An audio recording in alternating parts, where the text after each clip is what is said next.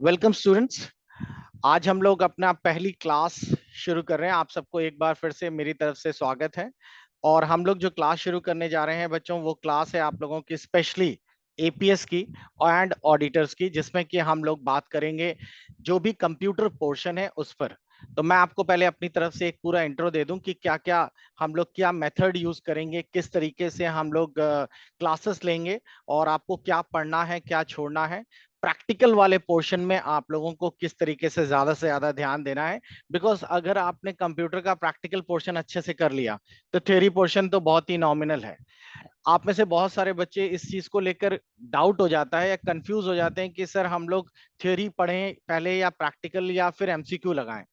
बच्चों एक चीज मैं आपको बताना चाहूंगा कि आप जितनी भी क्लासेस अभी तक कॉम्पिटिटिव की पढ़ते हैं, भले उसमें रीजनिंग हो मैथमेटिक्स हो, उन सब में आप लोगों को थ्योरी पोर्शंस पढ़ने की जरूरत ना के बराबर पड़ती है। जैसे रीजनिंग की क्लासेस चल रही तो आप ऑलरेडी रीजनिंग कर चुके हैं, आप लोगों को मैथमेटिक्स स्कूल लेवल से पढ़ रखा है, तो आप कॉम्पिटिटिव लेवल्स की सिर्फ क्वेश्चंस डायरेक्ट कर सकते हैं। लेकिन अगर मैं आप लोगों को बोलूं कि आप लोगों को मैं सीधा क्वेश्चन दिखा दूं इस तरीके से कि चलिए बच्चों क्वेश्चन सॉल्व करते हैं और आज हमारे टॉपिक्स ये हैं, तो आप में से मैं बता रहा हूं जिन लोगों ने इन टॉपिक्स को पढ़ा ही नहीं है या जानते ही नहीं है, प्रैक्टिकली नहीं कर पाते, वो ये क्वेश्चंस कभी नहीं सॉल्व कर पाएंगे। क्योंकि कंप्यूटर्स में सबसे बड़ी प्रॉब्लम ये होती है कि कंप्यूटर्स में आप लोगों को क्वेश्चंस समझने के लिए पहले उसका थ्योरी पार्ट आना जरूरी है। थ्योरी के साथ साथ प्रैक्टिकल का अवेयरनेस होना जरूरी है। तो मैं जिस टॉपिक को आज शुरू करूंगा आप लोगों के साथ, उस टॉपिक का नाम ही है आज का एक इंट्रो टॉपिक। और इस टॉपिक में मैं आप लोगों की वो कॉमन टॉपिक उठाऊंगा जो दोनों ही कोर्सेस में मैच करता है, मेन है। और उस टॉपिक का नाम है इंटरनेट ईमेल। तो अभी मैं आप लोगों को पूरा डिटेल में बताऊंगा, आप लोग ध्यान से देखिएगा, फिर हम लोग अपने डाउट सेशन क्वेश्चंस भी लेंगे। और आप लोगों को जो टॉपिक्स, ये देखिए मैं आपको पहले एपीएस का सिलेबस दिखा रहा हूँ। आपको स्क्रीन पर साफ साफ दिख रहा होगा एपीएस के सिलेबस पे कुछ बेसिक चीजें हैं जो आप लोगों को स्क्रीन पर दिखाई दे रही हैं। जैसे कि कंप्यूटर का फंडामेंटल है, इसमें पूरा का पूरा आप लोगों को दिख रहा होगा। साथ ही साथ ऑफिस वर्क है, ऑफिस में वर्ड एक्सेल पावर पॉइंट और एक्सेप्ट्रा लगा रखा है बच्चों। एक्सेप्ट्रा का मतलब है इसमें एमएस ऑफिस पूरा ही मांगा गया है। मैं आपको बता दूं बहुत सारे लोग इसमें कंफ्यूज हो जाएंगे या बहुत सारे लोगों को पता ही नहीं होगा कि वर्ड एक्सेल पावर पॉइंट के सिवाय भी ऑफिस में बहुत सारी चीजें रहती हैं। ऑफिस में अगर देखा जाए तो एक टॉपिक आता है वर्ड, एक एक्सेल है और एक पीपीटी है। ये तो एक ऑफिस सूट की मेन है। उसके बाद आप लोगों को इसमें पढ़ने को मिलता है आउटलुक, ये भी एमएस ऑफिस का ही पार्ट है। एक्सेस, ये भी एमएस ऑफिस का पार्ट है। पब्लिशर, विजियो, ऐसे बहुत सारे हैं। लेकिन जो मेन ऑफिस वर्क में आता है जिसमें क्वेश्चंस बनते हैं, वो आप लोगों के ये पार्ट्स हैं जिसके क्वेश्चंस सबसे ज्यादा बनते हैं। तो हम लोगों को बच्चों word Excel power point outlooks, मैं कुछ क्वेश्चन बैंक्स भी देखूंगा, अगर एक्सेस भी होगा तो डेटाबेस भी हम लोग कवर करेंगे।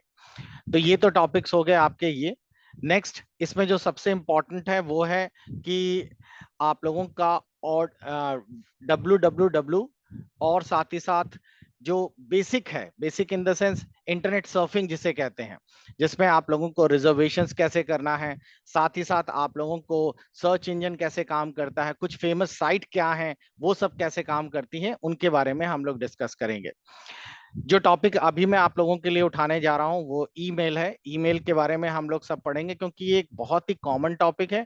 और ये मैं इसलिए भी बच्चों आप लोगों को पहले पढ़ा रहा हूं क्योंकि आप में से बहुत सारे स्टूडेंट्स ऐसे होंगे जिन लोगों के पास हो सकता है पीसी या घर पे कंप्यूटर ना हो, तो वो प्रैक्टिकल कैसे करेंगे। तो ईमेल एक ऐसा टॉपिक है जो आपके पास अगर फोन है तो आप फोन पर पूरी क्लास का प्रैक्टिकल कर सकते हैं, क्योंकि फोन में आपकी ईमेल सुविधा पूरी अवेलेबल है।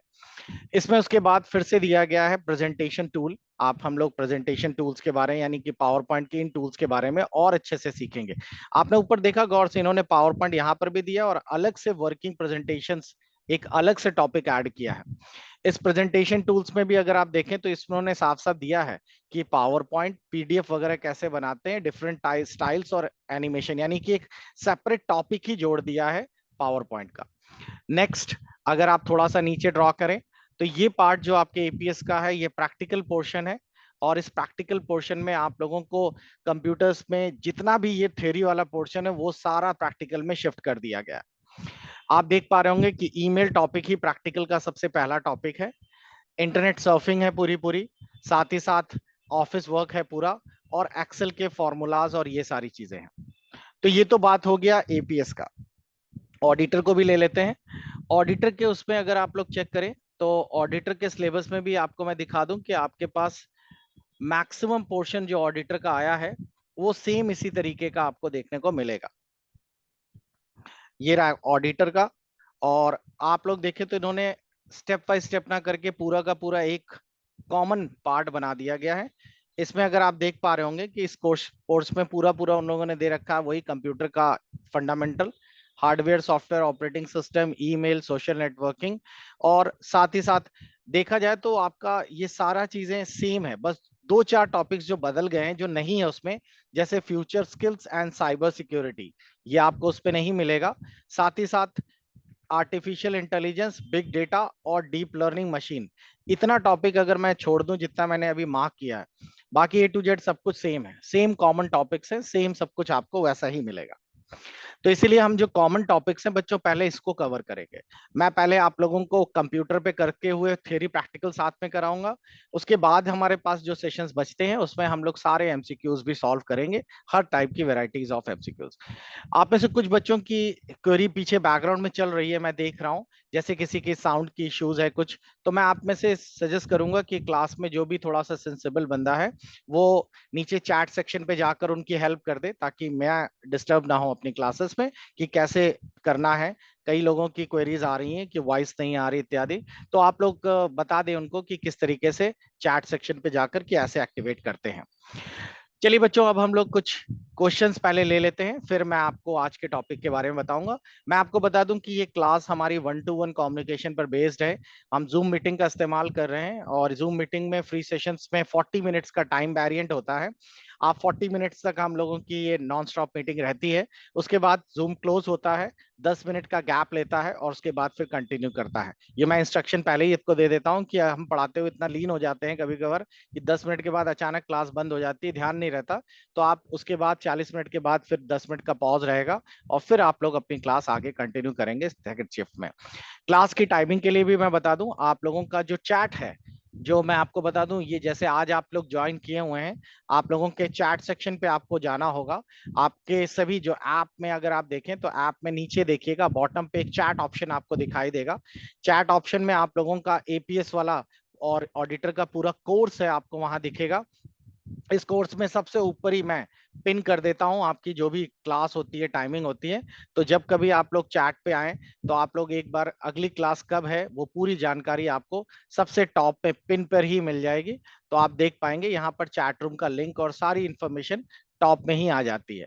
मैं बीच बीच में इंटीमेट भी करता रहता हूँ, वैसे आपको कोई भी ज्वाइनिंग करने में कोई भी दिक्कत नहीं होगी, आप लोगों को सारा का सारा मिल जाएगा।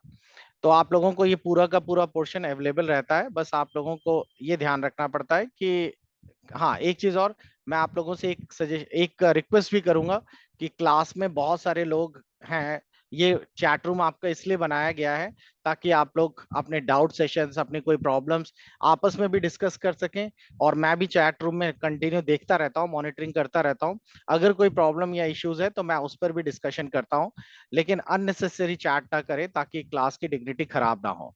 इस तरह की चैट की मीटिंग आपको मिल जाएगी, मीटिंग आईडी, पासवर्ड, किस डेट को है। तो आई थिंक आप लोगों में से किसी को कोई डाउट नहीं होना चाहिए। हम लोगों की क्लासेस, मैं फिर भी बता दूं, हम लोगों की क्लासेस लगभग 9:15 तक चालू हो जाएंगी, रात में रहेंगी। और किस डेट को किस समय पे है ये मैं आपको बताता रहूंगा, आप लोग आराम से उसे ज्वाइन कर पाएंगे। जो भी क्लासेस चलेंगी बच्चों, वो सारी क्लासेस आप लोगों के जो कोर्स है उस कोर्स के जाकर आप लोगों के, जैसे आप लोगों का ये जो कोर्स है उसके अंदर मैंने आपको बताया कि लाइव सेशन जो है उस पर जाकर सेव हो जाएंगी। मैं उसमें भी टॉपिक भी बना दूंगा, सब फोल्डर्स बना दूंगा, तो आपको आसानी रहेगी, इसके अंदर आपको मिलेगी। अब कुछ क्वेश्चंस ले लेते हैं, हो सकता है अभी भी कुछ बच्चों को कुछ रह गया हो पूछना। तो चलिए, आपके एक सवाल के लिए आप लोगों को नीचे एक हाथ रेस करने का ऑप्शन दिया गया है, आप लोग अपना हाथ रेस करिए और अपने सवाल लेकर आइए, और फिर मैं आज की क्लास चालू करता हूँ। किसी को कुछ पूछना है बच्चों?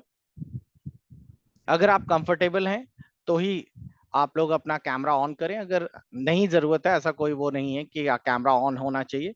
अगर कोई सवाल हो किसी का, और मैं आपसे एक सजेशन बच्चों और आपको दूंगा कि जब आप मीटिंग में लॉगिन करें तो अपने नाम से लॉगिन किया करें। आप लोगों के कभी कभार बच्चे डायरेक्ट लॉगिन कर जाते हैं तो फोन का मॉडल दिखाई देता है, तो ये थोड़ा सा एबर्ट लगता है कि हम मैं नाम की जगह मॉडल से बुलाऊं बच्चों को। यूसुफ का सवाल आया। यूसुफ बताइए, क्या आप मुझे सुन पा रहे हैं यूसुफ? स- जी सर सुन रहे हैं सर। ये बताइए कि ये जो चल रही है ये रिकॉर्ड भी हो जाएगी ना बाद में देखने के लिए? रिकॉर्डिंग हो रही है। आपके साइड में लेफ्ट में टॉप में देखिएगा, ग्रीन कलर का बटन आ रहा होगा, उसमें लिखा होगा कि रिकॉर्ड हो रही है क्लास। जी सर, जी सर। देखिए यहाँ कोई भी चीज धन्यवाद। छूटेगी नहीं, कुछ भी आपका ऐसा नहीं होगा कि आपको लगे कि हम कल की क्लास नहीं मिस किए थे तो कल का लॉस हो गया। हर चीज रिकॉर्ड होगी, हर लिटरेचर आपको मिलेगा, जो भी कुछ पढ़ाया जाएगा वो सब सेव होगा, आपके पास रहेगा। आप इसे अपनी वैलिडिटी के अंतर्गत जब चाहें तब देख सकते हैं। एक चीज मैं आपको और बताना चाहूंगा कि आपके जो पीडीएफ्स हैं वो लगातार उन पर काम चल रहा है। लगातार बच्चे पीडीएफ जो हैं वो मैं अपग्रेड भी कर रहा हूँ, बना भी रहा हूँ। मैंने अपने आप एक स्पेशली इस काम के लिए बंदा रखा हुआ है जो आप लोगों के लिए पूरे क्वालिटेटिव एमसीक्यूज कलेक्शंस ये सारी चीजें इकट्ठा कर रहा है। तो बच्चों आपको मैं एक चीज और बताना चाहूंगा कि जो पीडीएफ आपको मिल रहे हैं उन पे भी मैं डिस्कस कर लेता हूं थोड़ा सा आप लोगों के कंटेंट में। यहाँ पर अगर आप देखें तो मैंने आप लोगों के लिए वीडियो लेक्चर्स जो दिए हैं बच्चों, ये पुराने वीडियो लेक्चर्स हैं, क्योंकि जो टॉपिक्स हैं वो कोई नए टॉपिक्स नहीं है। बस नए क्या चीज है उनको इस एग्जाम के पैटर्न के हिसाब से समझना। हाँ, एक चीज आपको और अच्छी मिलेगी कि जो हम क्लासेस पढ़ा रहे हैं, अब मैं जो पढ़ाऊंगा वो सबसे लेटेस्ट सॉफ्टवेयर पे पढ़ाऊंगा। यानी कि आप लोग पढ़ेंगे माइक्रोसॉफ्ट 365 या फिर 2021 पर, यानी कि ऑफिस 21 पर आप पढ़ेंगे, जो कि सबसे लेटेस्ट वर्जन है। उसके टूल्स थोड़े से ऊपर नीचे होंगे। आप में से बहुत सारे जिन्होंने एमएस ऑफिस पढ़ा हुआ है उनको ओवरकम करना बहुत आसान होगा। जो फर्स्ट टाइम पढ़ रहे होंगे उनको सबसे ज्यादा मेहनत लगेगी। एक चीज यकीन मानिए कि इस तरह के एग्जाम्स बिना प्रैक्टिकल नॉलेज के निकालना पॉसिबल नहीं है। अगर आप सोचें कि हम 5,000 क्वेश्चन कंप्यूटर के रट लें और जाके एग्जाम दे आए, आपको नहीं समझ आएगा। आप उस क्वालिटी को नहीं मेंटेन कर। जैसे इसके पहले मैंने यूपीपीसीएल का बैच लिया था, बैचेस बहुत पहले से बच्चों के चढ़ रहे थे। वही दिक्कत हो रही थी कि बच्चों ने पाइथन पढ़ी नहीं, बच्चों ने सी पढ़ी नहीं, और सी का पेपर सॉल्व करा रहे थे, सब फेल हो रहे थे। तो ये एक सबसे बड़ी प्रॉब्लम थी। तो जब हम लोगों ने थ्योरीज कवर की, उनका कॉन्सेप्ट क्लियर हुआ बच्चों को, तब फिर क्वेश्चंस अपने आप समझने आने आसानी से हो गई। पीडीएफ में अगर आप बच्चों जाएंगे तो जो कॉमन पीडीएफ्स हैं वो मैंने यहाँ पर डाल दी हैं आप लोगों के लिए। पीडीएफ आपको दिख रही होगी कि आई एम ऑपरेटिंग सिस्टम्स की हैं। और मैंने कुछ बेहतरीन किताबें आप लोगों के लिए यहाँ पर डाली हैं जो नेट पर मिल जाती हैं, ढूंढी काफी। आप लोगों के पास हो भी सकता है हो, लेकिन काफी क्वालिटेटिव किताबें जो थी मैंने यहाँ पर आपके लिए ऐड की हैं। पीडीएफ्स को मैंने कोशिश किया है कि मैक्सिमम हिंदी में करें, क्योंकि मेरे पास सबसे ज्यादा रिक्वेस्ट इसलिए आई थी कि सर जो क्वेश्चंस हैं वो हिंदी में हो तो ज्यादा बेहतर है, क्योंकि यूपी की वैकेंसीज है तो यूपी में मैक्सिमम हिंदी के बच्चे ज्यादा हैं। लेकिन ऐसा नहीं है कि इंग्लिश में भी है, ऑलमोस्ट 60-40 का रेशियो है। दूसरी चीज, आप लोगों को ये सारे पीडीएफ डाउनलोडेबल हैं, आप लोग इसे अपने सिस्टम पे डाउनलोड कर सकते हैं, प्रिंट कर सकते हैं। मैं आपको सजेस्ट करूंगा कि अभी से मत करिए सब कुछ, धीरे धीरे डाउनलोड करके रख लीजिए। लेकिन जब रिक्वायर्ड डेटा आए तभी आप उसको पीडीएफ करिए, प्रिंट करिए। तो ये आप लोगों को पूरे के पूरे मिल जाएंगे। देखिए मैं आपको दिखा देता हूँ, जैसे ये इंग्लिश का पूरा एक पीडीएफ नोट्स है आपका। इसमें कंप्यूटर का फुल है, यानी कि पूरी बेसिक कंप्यूटर्स आपको दिखाई दे रहा होगा। नॉलेजेस हैं, जनरेशंस है, पूरा का पूरा कंप्यूटर्स के बारे में फंडामेंटल से पूरा का पूरा सब कुछ बताया गया है। शॉर्टकट की से लेकर सब कुछ है, A to Z सब कुछ। लेकिन अब इस स्टेज में इतने कम समय में ये सब चीजें इतनी जल्दी जल्दी पढ़ना पॉसिबल नहीं है। तो वीडियो क्लासेस आपके लिए बहुत बहुत जल्दी और बहुत इफेक्टिव होगी। इसी तरीके से मैंने कुछ फेमस किताबें भी इसमें डाल दी हैं। हिंदी के भी पूरे नोट्स आप लोगों के लिए अवेलेबल करा दिए ताकि बच्चों को कोई भी दिक्कत ना हो। तो आपको स्क्रीन पर पूरा दिखाई दे रहा होगा बच्चों कि ये इस तरीके से आपको आसानी से मिल जाएंगे, आप आराम से पूरा कर सकते हैं। ये थ्योरेटिकल नोट्स हैं मेन। फिर हम लोग बढ़ते हैं आगे, हमारे पास नेक्स्ट है और वो है एमसीक्यूज, जिस पर सबसे ज्यादा हम लोग बाद में डिस्कस करेंगे। ई बुक भी है आप लोगों के लिए, ये ई बुक आप लोग जरूर देखिएगा, आप लोगों के लिए बहुत इफेक्टिव है जिनको कंप्यूटर्स।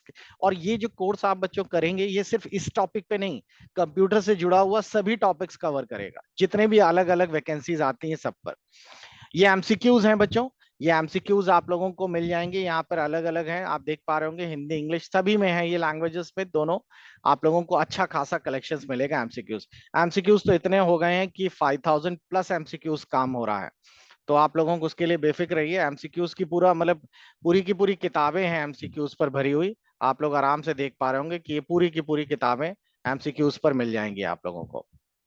नेक्स्ट, दूसरी चीज, ऑडिटर के लिए मैंने स्पेशली एक किताब ली है, और वो है आप लोगों की ये रही एमसीक्यू। ये स्पेशली ऑडिटर्स के लिए है, और इसमें आपके ऑडिटर्स के सभी सब्जेक्ट, ये सिर्फ एमसीक्यूज है, इसमें सारे सब्जेक्ट कवर किए गए हैं जो ऑडिटर्स के हैं।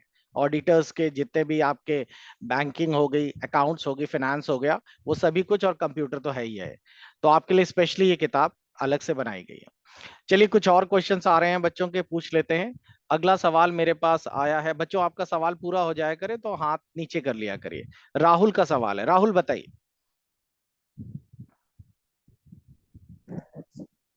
Hello sir. हाँ जी, हेलो। माइक थोड़ा पीछे रख के करिए, नहीं तो आवाज के नॉइस बहुत रहती है। हाँ बताइए। सर मैं ये कह रहा था, जी। ये सर मेरा ग्राम पंचायत अधिकारी का भी एग्जाम है हाँ हाँ। और उसमें भी कंप्यूटर है। जी। तो क्या सर उसका भी कवर हो सकता है इससे? सिलेबस आप एक बार मुझे व्हाट्सअप कर दीजिएगा तो मैं आपकी हेल्प कर पाऊंगा। जी सर, उसमें जैसे आपने स्टार्टिंग में बताया था कि डीप लर्निंग है और एआई है, बिग डेटा प्रोसेसिंग है, वगैरह वगैरह एक्सेट्रा है। जी। इस हाँ, ये जो सिलेबस है एपीएस का, ये तो है ही है, साथ में एक्स्ट्रा कुछ है? मैं आपको सजेस्ट कर रहा हूँ कि आप मुझे ना एक बार वो जो एडवर्टीजमेंट है या जो आपका सिलेबस है वो मुझे व्हाट्सअप कर जी दीजिएगा। मैं आपको बता दूंगा कि सिलेबस का 90-80 क्या क्या टॉपिक्स पूरे पूरे मैच करेंगे। ऑलमोस्ट देखिए, ये जो पोर्शन आप लोग देख पा रहे होंगे, ये लगभग 70 से 80% वैकेंसीज में एक जैसा ही आता है, तो उसमें कोई नया नहीं मिलेगा आपको। जी ठीक। सर। नेक्स्ट क्वेश्चन राहुल का है। राहुल बताइए क्या सवाल है आपका, राहुल। हेलो सर, आवाज आ रही है? बिल्कुल राहुल, आवाज आ रही है। हाँ सर, मेरा ये टाइमिंग का था कि सर मैंने अभी अभी एक्चुअली ज्वाइन किया, तो मुझे पता नहीं, हो सकता आपने पहले बताया हो। तो क्या क्लास डेली इसी टाइम पर चलेगी? क्योंकि मैं सर नहीं नहीं। वर्किंग हूँ, तो मुझे 10 नहीं, टाइमिंग मैंने बता दी है, रात में 9:15 बजे की रहेगी। और ये तो आज छुट्टी थी और मेरे को थोड़ा लंबी बातचीत करनी थी, इसलिए आज मैंने ये टाइम चूज किया है। ठीक है सर। ठीक। तो बच्चों मेरे ख्याल से आप लोगों को सभी को क्लियर हो गया होगा। और कोई किसी के डाउट हैं तो एक बार और पूछ लें, फिर हम जब क्लास शुरू करेंगे तो फिर उस बीच इस तरह के सिली डाउट्स नहीं लिए जाएंगे, सिर्फ टॉपिक रिगार्डिंग डाउट्स होंगे। तो आप में से किसी के और कोई डाउट्स हो, कुछ पूछना चाह रहा हो, तो जरूर अपना शेयर करे या हाथ रेस करे ताकि मैं आपके डाउट्स क्लियर कर सकूं। और कोई कुछ पूछना चाह रहा है? ओके, साधना का सवाल है। जी साधना, आवाज स्पीकर ऑन कर लीजिएगा। हेलो सर, गुड हाँ, मॉर्निंग। गुड मॉर्निंग साधना। सर ये रेगुलर क्लास रहेगी या अल्टरनेट डेज पे? मैं कोशिश करूंगा 5 डेज वीक पर क्लास आपको दूं पाऊं, लेकिन एक्चुअली ये डिपेंड करता है कि आपका टॉपिक क्या है। जैसे आज का टॉपिक अगर मान लीजिए लंबा या बड़ा है, और मैं कल आपके 12 या 14 घंटे बाद मैं फिर से क्लास ले लूंगा, तो वो दिक्कत करेगी, क्योंकि क्लासेस का कंटेंट बहुत ज्यादा होगा और आपको प्रैक्टिकल करना जरूरी है। जैसे आज मैंने आपको मान लीजिए कि आपको आउटलुक पढ़ा दिया, तो आउटलुक मैंने 50 मिनट में खत्म कर दिया, लेकिन आप उसे अगले दिन के लिए कर पाए कि नहीं कर पाए ये जानना बहुत जरूरी होगा। अब पता चला मैंने आउटलुक का प्रैक्टिकल आप किया नहीं, आपने अपनी प्रिपरेशन करी नहीं, और अगले दिन मैंने फिर से नया टॉपिक दे दिया, तो वो बैक वाला छूटता चला जा रहा है। तो मैं इस चीज को थोड़ा सा देखूंगा कि जो टॉपिक्स बड़े हैं उनमें एक दिन का पॉज मिले, और जो टॉपिक छोटे हैं तो वो रेगुलर क्लासेस में हो। जी sir, okay, thank you sir. बच्चों एक सजेशन आपसे और भी है, क्योंकि ये पूरा का पूरा खासकर एपीएस वाले बच्चों का, क्योंकि सबसे ज्यादा जो मतलब कह सकते हैं कि जो क्लासेस हैं वो क्वालिटेटिव उनके लिए ज्यादा हो रही हैं, क्योंकि प्रैक्टिकल उनका करना है। तो आप लोगों को मैं सजेस्ट करूंगा कि जो क्लास में पढ़ाऊं तो उसका प्रैक्टिकल जरूर करिए। कोई भी एग्जाम हो कंप्यूटर्स का, आप अगर प्रैक्टिकल करेंगे तो वो चीज याद करना आपके लिए आसान हो जाएगा। अगला सवाल राहुल का है, राहुल जी बताइए। Hello sir. हाँ राहुल, हेलो।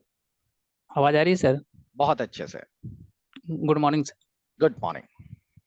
सर ये एपीएस के लिए जो आप पढ़ा रहे हैं, आप जो है ये पढ़ा के उसके बाद प्रैक्टिकल करा के तब एमसीक्यू करवाइए सर, तो इससे हम लोगों का भी फायदा हो जाएगा, हम लोग उतना पढ़ के जो है क्वेश्चन कर पाएंगे। और यानी यूपी रही बात एक, हम्म। सर एक बच्चे आए, वो जो आया था बोल रहा था यूपी ट्रिपल एससी के लिए सर आप जिस हिसाब से पढ़ा रहे हैं मुझे लगता है कोई यूपी का एग्जाम नहीं होगा जो छूट जाएगा, ये मैं गारंटी के साथ कहता हूँ। आपका वो देख के मैंने देखा है, मैंने सर बीसीए किया हुआ है, तो सर मैं देख रहा हूँ यूपी ट्रिपल एससी आप जो पढ़ा रहे हैं, चाहे एपीएस हो चाहे जो भी हो, यूपी ट्रिपल एससी का कोई भी क्वेश्चन नहीं छूटेगा, कोई इस पे सवाल ना पूछे। और सर ये जो कमेंट करते हैं सर स्क्रीन पे आ जा रहा है, तो इसके लिए थोड़ा आप समाधान कर दीजिए। ठीक है, मैं देख लेता हूँ, एक्चुअली कुछ सेटिंग्स चेंज कर लूंगा, कोई बात नहीं। वैसे अप्रिशिएट करने के लिए बहुत बहुत थैंक यू। मेरी ओके क्वालिटी सर, धन्यवाद। मैंने कोशिश यही करता हूँ कि मैं लाइव सेशंस मतलब उन्हीं के लूं जिसमें बच्चों को दिक्कत ज्यादा हो और सबसे ज्यादा जरूरत पड़ रही हो।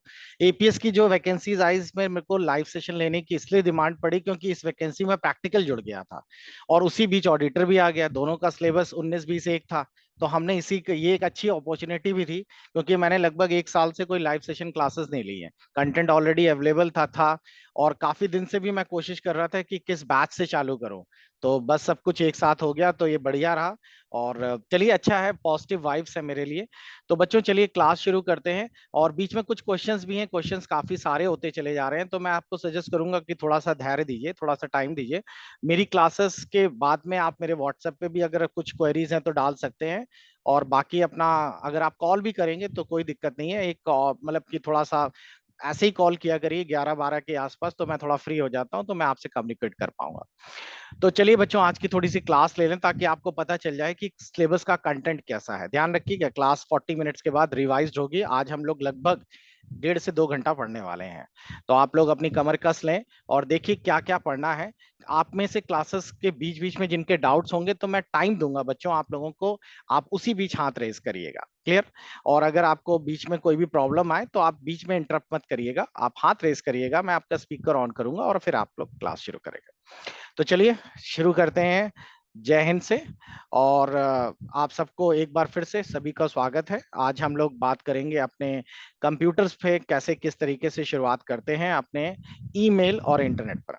मैं कुछ क्वेश्चंस भी आप लोगों के लिए लेकर आया हूं, जो देखते हैं कि आप लोगों को सभी को कितना कितना अवेयरनेस है अपने इन टॉपिक्स को लेकर।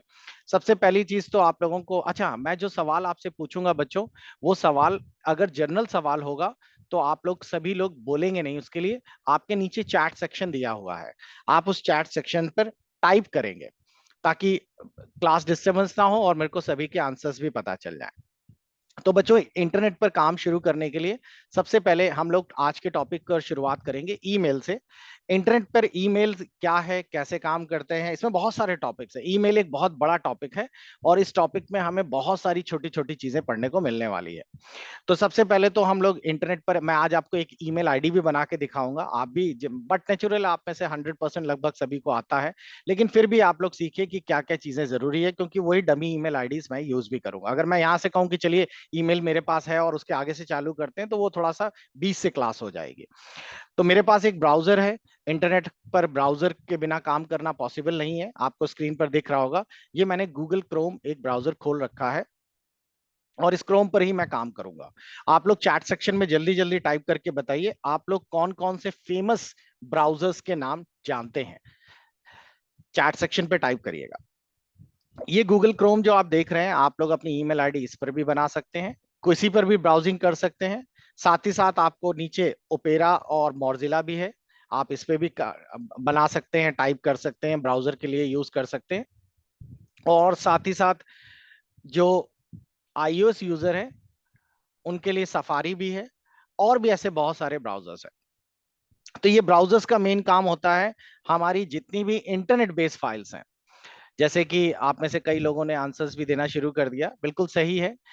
जो माइक्रोसॉफ्ट के साथ ब्राउजर आता है बच्चों, उसका नाम है इंटरनेट एक्सप्लोरर, आईई के नाम से मिलेगा, बिल्कुल। तो ये आईई के नाम से जो इंटरनेट एक्सप्लोरर आ रहा है, इस आईई का या इंटरनेट एक्सप्लोरर आप लोगों को मिलेगा, ये बाय डिफॉल्ट होता है आपके कंप्यूटर्स में, साथ में विंडोज के साथ मिलता है। इस इंटरनेट एक्सप्लोरर में हम लोग बेसिकली करते क्या है, कोई भी HTML फाइल्स हो, जावा स्क्रिप्ट बेस्ड फाइल हो, इन सभी को हम लोग यहाँ पर ओपन कर सकते हैं, खोल सकते हैं। अब क्योंकि इंटरनेट जो बना है या वेब पेजेस जो बने हैं वो HTML लैंग्वेज पे बने हैं, थोड़ा सा और अपग्रेड कर लें तो उसमें CSS, जावा फ्रेमवर्क, इन सब का इस्तेमाल हुआ है, तो इन सबको ये सपोर्ट करता है, तो इसीलिए हम लोग इसका इस्तेमाल करते हैं। ये जो ऊपर का एरिया बच्चों आप देख पा रहे हैं, इसे हम लोग एड्रेस बार कहते हैं, ठीक, एड्रेस बार जो आप लोगों को दिखाई दे रहा होगा, इस पर हम लोग टाइप कर पाएंगे वेब एड्रेस जो भी कोई आपको चाहिए। जैसे फॉर एग्जांपल मेरे को एक वेबसाइट खोलनी है, तो मैं यहां पर टाइप करूंगा www.google.com। तो ये जो मैंने टाइप किया बच्चों, इसे कहते हैं हम लोग वेब एड्रेस। ये वेब एड्रेस है, इसको वेबसाइट भी कहते हैं, और साथ ही साथ इसके लिए एक URL नाम भी दिया गया है। आप लोग फुल फॉर्म टाइप कर दीजिएगा चैट सेक्शन पे। तो इसे हम लोग URL भी कहेंगे। यहां पर आप लोगों को अपना URL टाइप करना होगा, जो भी वेबसाइट आपको खोलनी है, जो भी वेबसाइट आपको चाहिए। अब बहुत सारी केसेस में हमें वेबसाइट पता ही नहीं है, तो उसके लिए आप लोगों को सर्च इंजन लिखना है। बिल्कुल सही जवाब है, यूनिफॉर्म रिसोर्स लोकेटर।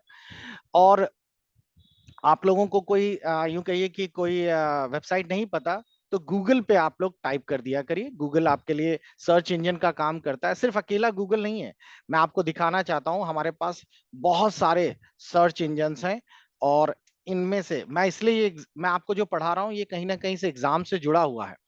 आप देख पा रहे होंगे कि कितने सारे सर्च इंजन्स हैं जो हमारे पास इंटरनेट पर अवेलेबल हैं, जिनमें सर्च इंजन में जो फेमस है जो है गूगल, बिंग है, माइक्रोसॉफ्ट का सर्च इंजन है, इस पे आप सर्च कर सकते हैं, याहू है, ask.com है, डक डक गो है, और यांडेक्स है, ये रशिया का सर्च इंजन है, लार्जेस्ट सर्च इंजन है, AOL है, एक्साइट है, ये सारे बच्चों सर्च इंजन है। चाइना का भी एक बहुत फेमस सर्च इंजन है जिसका नाम है बाइडू, और भी आपको स्क्रीन पे दिख रहे होंगे। ये सारे सर्च इंजन है जो कि आप लोगों के लिए सर्च करते हैं वेबसाइट। अभी मैंने आपको गूगल पे दिखाया, मान लीजिए कि हमें यांडेक्स पे सर्च करना है, तो आप यहाँ पे यांडेक्स टाइप कर दीजिए, और देखिए हमारे सामने यांडेक्स सर्च इंजन खुल जाएगा। और अब हम लोग यहाँ पर जो सर्च करेंगे वो यांडेक्स पर सर्च होगा।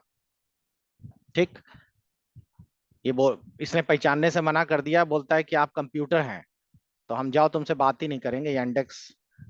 एक्चुअली बच्चों ये इसलिए होता है जब उसे अचानक हैवी ट्रैफिक मिल जाता है एक पोर्ट से। तो देखिए इस बार हम देख पा रहे हैं कि यांडेक्स हमारे लिए काम कर रहा है। ठीक है, तो अब मेरे को इसमें सबसे पहला काम तो ये करना है कि इंटरनेट पर जीमेल या कोई भी इंटरनेट पर आप लोगों को मेल आईडी बनानी है, तो मेल आईडीज के लिए हमें सबसे पहले मेल सर्वर चाहिए होगा। तो मेल सर्वर कहाँ कहाँ पर हैं, कौन कौन से मेल सर्वर्स हैं जो आप लोगों को इंडिया पे मिल जाएंगे, जो कि आपके लिए ईमेल की सुविधाएं आपको देते हैं। अब ईमेल की सुविधा देने के वाले हमारे यहाँ पे बहुत सारे ईमेल सर्वर्स हैं, जैसे कि आपको दिखाई दे रहा होगा, याहू मेल है, आप लोगों के पास जीमेल है, आउटलुक भी है, और भी ऐसे बहुत सारे मेल सर्वर्स हैं जिन पर हम लोग मेल कर सकते हैं, यानी कि मेल फ्री मेल इस्तेमाल कर सकते हैं, फ्री मेल सर्विस देने वाले सर्वर्स। अब क्योंकि होता क्या है, जीमेल हमारे लिए फेमस है क्योंकि जीमेल हमारा, हम लोग सभी लोग एंड्रॉइड फोन यूज करते हैं। एंड्रॉइड फोन का, एंड्रॉइड का जो सर्विस प्रोवाइडर है वो आपका गूगल है, और जीमेल भी गूगल की है। तो बिना गूगल को रजिस्टर्ड किए या जीमेल को रजिस्टर्ड किए आपका फोन चलता नहीं है, इसीलिए वो इतनी फेमस है। तो आप लोगों के पास अगर मतलब कि कह सकते हैं कि जीमेल आईडी होगी, जब आप फोन ऑन करेंगे तो फर्स्ट टाइम आप उस पर लॉग इन करेंगे तो वो आपसे जीमेल आईडी मांगेगा, इसलिए लोगों के दिमाग में जीमेल रटा हुआ है। लेकिन ऐसा नहीं है, बहुत सारी कंपनीज जो हैं वो अपनी खुद का मेल सर्वर बनवा लेती हैं। जैसे कि मान लीजिए रिलायंस को आप मेल करेंगे, तो रिलायंस को मेल करने के लिए वो ये नहीं बोलेगा कि हमारी जीमेल आईडी है, वो बेटा उनके लिए रिलायंस का अपना सर्वर है। तो वो आपसे, जैसे आपने कहा अनिल को मेल करनी है, तो anil@RIL.co.in इस तरह करके उनकी ईमेल आईडी होगी। जो भी है, मैं एक एग्जांपल दे रहा हूं। तो उन्होंने अपनी कंपनी का खुद का मेल सर्वर तैयार कर रखा है, वो अपनी मेल्स उस पे रखते हैं, ना कि थर्ड पार्टी गूगल पे रखेंगे। अब देखिए मैंने यहां से शुरुआत की। अच्छा, आप लोगों से एक सवाल भी है, आप लोग भी मेरे को इसी सवाल का जवाब दीजिए कि पहला फर्स्ट वेब ब्राउजर कौन सा है। फर्स्ट वेब ब्राउजर कौन सा है, ठीक, ये बताइए जल्दी से। आप लोग जल्दी से चैट सेक्शन में डालिए।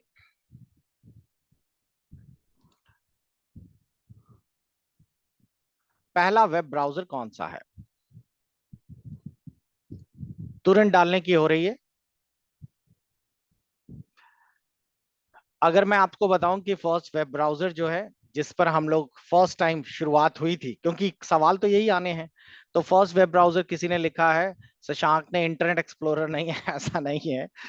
तो फर्स्ट वेब ब्राउजर की बात करें तो फर्स्ट वेब ब्राउजर बच्चों आप लोगों को जानने को मिलेगा वर्ल्ड वाइड वेब यानी WWW है, और ये क्वेश्चन बहुत ही ज्यादा यूजफुल भी है।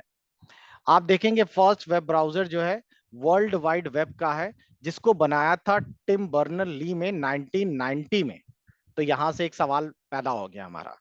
तो टिम बर्नर ली थे जिन्होंने फर्स्ट टाइम पहला वेब ब्राउजर शुरुआत की थी फर्स्ट, और ये कब लॉन्च किया था? क्रिसमस डे को लॉन्च किया था 1990 में।